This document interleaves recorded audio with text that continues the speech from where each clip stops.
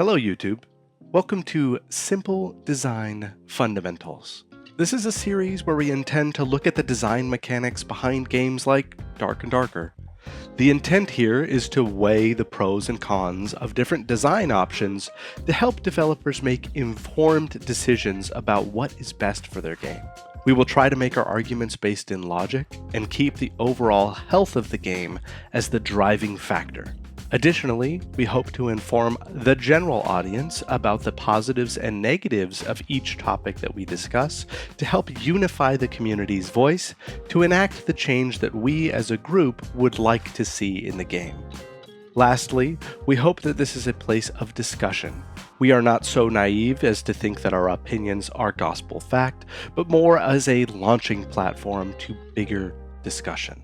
So with the intro out of the way, let's get this started. Episode 1 is about a topic that has come up a lot of times in the past, but has kind of fallen by the wayside because of some new, bigger, looming issues. But today, we're going to look at the buy-in requirements for a high roller and how they should be handled. Some basics.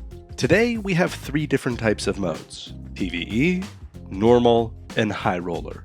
In PvE, you can bring anything that you like. In normals, you're limited to white gear, and in high roller, you must pay 100 gold to join the match with any gear that you like. Let's talk about the pros of this system. Number 1, fast queue times. Number 2, less menu interactions. And number 3, a slight gold sink. With the automatic re-gearing from your squire, there is substantially less time required to be in the menu or preparing for the next run. This can contribute to faster queue times and fuller matches. Additionally, 100 gold per run can add up over time. Even though it's not that much, it technically is a gold sink, which is good for the economy. Negatives for the system. Number 1, riskless gameplay. Number 2, unfair fights, mostly because of gear gap. Number 3, less fun for both sides. And number 4, this encourages rat, or crow as some people will call it, gameplay. One of the core design philosophies of the extraction genre is risk versus reward. When you come in with squire gear, you're risking nothing outside of a small amount of your time. We can all agree that killing a geared player while you are severely undergeared feels amazing. Big come-ups are a huge positive to this genre, and it's a reason a lot of us play the game. But what about the opposite? What about going in with gear and losing it to a naked who risked nothing? We can all pretend that this never happens to us because we're all giga-chads at the game, but in reality, it feels terrible knowing that even if you had won that fight, you would have got nothing for it. They risked nothing to join that fight. This leads to negatives on both sides of the fight, because if the fight plays out the way that most of them do and the geared player stomps the Squire Timmy, that makes them feel bad too. Not only is it unfun to get two-tapped, but it is unfun for the geared player to kill somebody who is not a threat at all. This is a very roundabout way of saying that fights aren't fun for either side.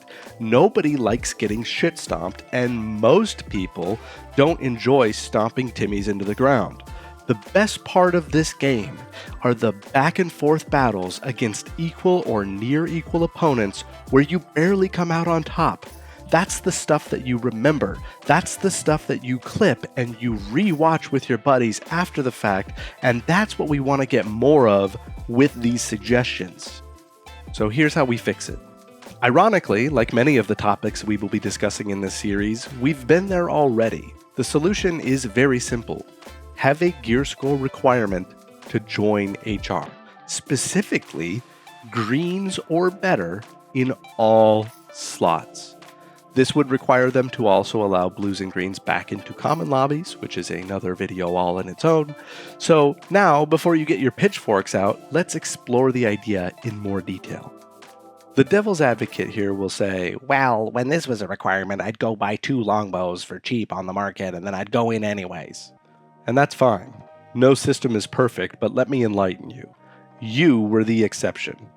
Every system can be cheesed in some way, nothing is perfect. In reality, what most people did was they took that money that they were going to invest in gear and they got a few greens or blues and started building a kit.